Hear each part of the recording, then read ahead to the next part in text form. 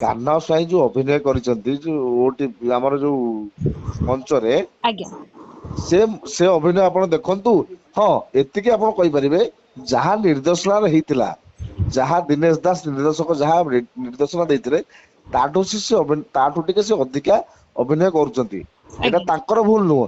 ଆଜ୍ଞା ଯେତେବେଳେ ଗୋଟେ ଅଭିନୟ ଉପରେ ମାଷ୍ଟରୀ ଆସିଯାଏ ଟିକେ ଅଧିକା କରେ। ଜଗନ୍ନାଥ ଆମର, କାହ୍ନା ସ୍ୱାଇଁ ଆମର, ଯାତ୍ରା ଆମର, ଏ ବିଷୟରେ ବାଜେ ମତାମତ କରିବାଟା ଭାରି ଭୁଲ। ଜଗନ୍ନାଥଙ୍କୁ ନେଇ ସେ କିଛି ମାନେ ଅସମ୍ମାନ କରିଛି, ତାର ଫଳ ସେ ପାଇଥିବ। ତା ଫଳଟାକୁ ଦେଖଉନାହାନ୍ତି ଆପଣ। ବାରମ୍ବାର କହୁଛି ଅଭିନୟଟା ଆଜ୍ଞା ମିଛ।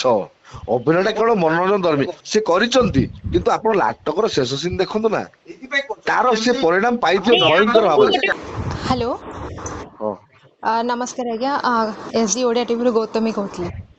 ନମସ୍କାର, ଜୟ ଜଗନ୍ନାଥ।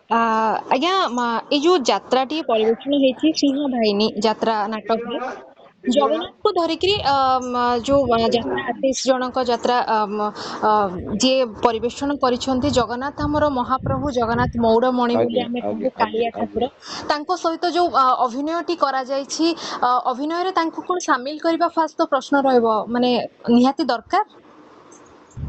ଜଗନ୍ନାଥଙ୍କୁ ସାମିଲ କରିବା ଷ୍ଟୋରି ଭିତରେ ଆଜ୍ଞା ନିହାତି ଆବଶ୍ୟକ। କାରଣ ଆମର ଜଗନ୍ନାଥ ସଂସ୍କୃତି ଉପରେ ଏବେ ବି ଓଡିଶାରେ ବହୁତ ଲୋକ ଅଛନ୍ତି ଆଜ୍ଞା।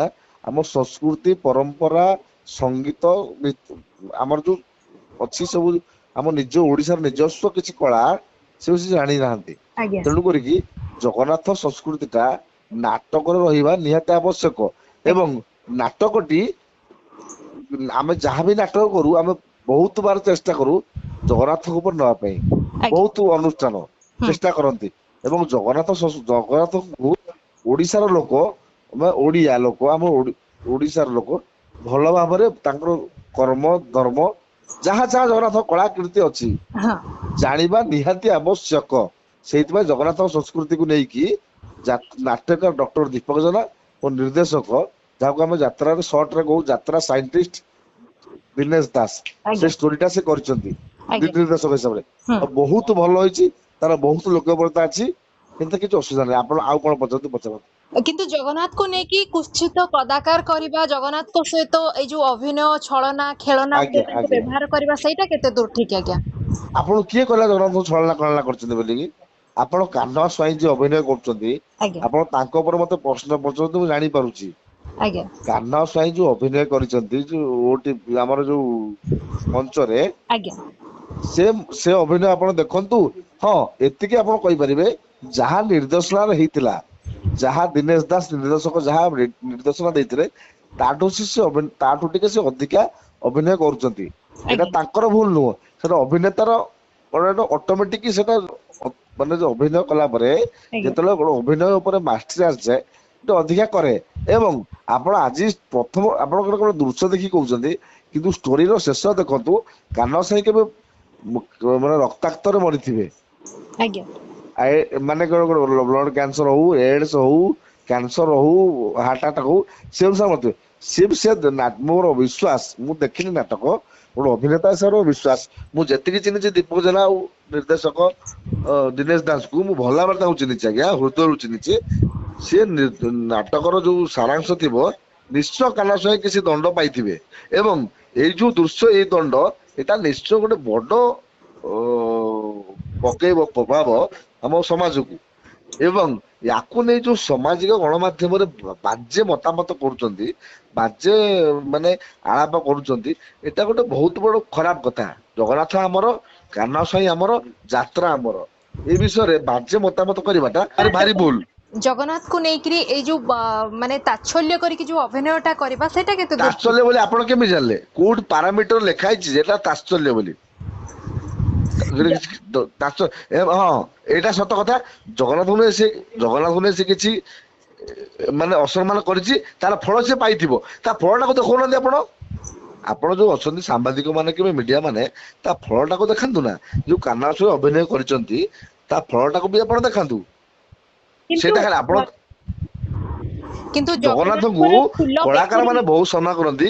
କଳାକାର ନୁହଁ ସମଗ୍ର ଓଡିଶା ବାସୀ ବହୁତ ସମ୍ମାନ କରନ୍ତି। କିନ୍ତୁ ଜଗନ୍ନାଥଙ୍କ ବେକରୁ ଫୁଲମାଳ ଫିଙ୍ଗି ଦବା, ଜଗନ୍ନାଥଙ୍କ ହଁ ସହିତ ଭିଲାନଗିରି କରିବା, ଏଇଟା କେତେ ଦୂର ଆଚ୍ଛା ମତେ କଳା ଗୋଟେ କଥା କୁହନ୍ତୁ ପ୍ରଦର୍ଶନ କରିବାର ଏଇଟା କେତେ ଦୂର? ମତେ ଗୋଟେ କଥା କୁହନ୍ତୁ, ମୁଁ ଜଣେ ମଣିଷ, ମୋ ପାଖରେ ରାକ୍ଷସ ପ୍ରକୃତି ଅଛି ଏବଂ ମଣିଷ ପ୍ରକୃତି ଅଛି। ରାକ୍ଷସ ପ୍ରକୃତି ହିସାବରେ ମୁଁ ଧର ରାକ୍ଷସ ପ୍ରକୃତିରେ ମୋ ଭିତରେ ପଶିଯାଇଛି, ମୁଁ ଜଗନ୍ନାଥର ଫୁଲମାଳ ଟାଣି ପାରିବିନି? ରାକ୍ଷସ ପ୍ରକୃତି ହିସାବରେ କହୁଛି, ମଣିଷ ପ୍ରକୃତି ହିସାବରେ ନୁହଁ। ଏମିତି ବହୁତ ମାନେ ପ୍ରକୃତି ଅଛନ୍ତି, ତକିକା ଟାଣିଥିଲା ସେମିତି ଅଛନ୍ତି, ତାର ବି ପ୍ରଭାବ ସେ ପାଇଥିଲା। ଏଇଟା ଆଜ୍ଞା ଅଭିନୟ, ଏଇଟା ମୋର ମଞ୍ଚ ଅଭିନୟ। ତାହେଲେ ଆପଣଙ୍କ କହିବା ଅନୁସାରେ ଯଦି ଜଣେ ମୁଁ ଅଭିନେତା ଆପଣଙ୍କୁ ମଞ୍ଚ ବାରମ୍ବାର କହୁଛି, ଅଭିନୟଟା ଆଜ୍ଞା ମିଛ, ଅଭିନୟଟା କେବଳ ମନୋରଞ୍ଜନ ଧର୍ମୀ। ହଁ ଏଇଟା ବି ଆପଣ କହିପାରିବେ, ଜଗନ୍ନାଥ ଯେହେତୁ ଆମ ନିଜର, ଆମର ସଂସ୍କୃତି ପରମ୍ପରାର, ଆମ ଓଡିଶାର, ତାଙ୍କୁ ନେଇକି କରିବାଟା ଖରାପ।